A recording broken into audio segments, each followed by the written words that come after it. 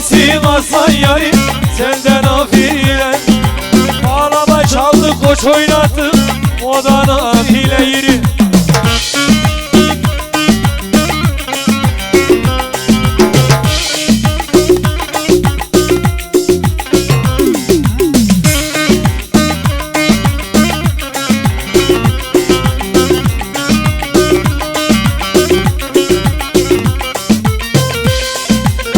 Ağlamı bıyık vurmadır vurma, Ramazan'ı bıyık vurmadır vurma yaş.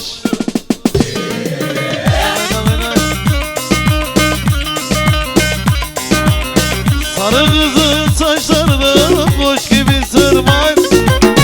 Kafilesin aslan yarim senden afile. Bağlama çaldı koç oynattı o da nafile.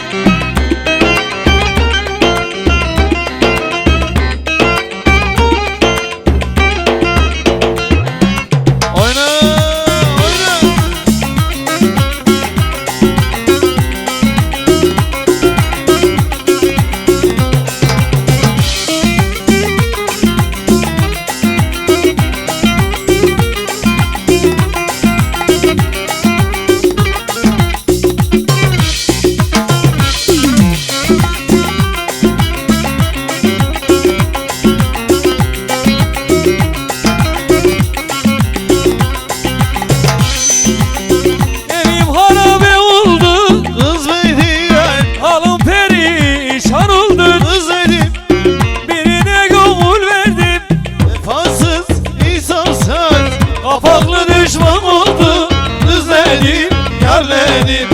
Şu çubuk düşman oldu, özledim, yarledim. Giri.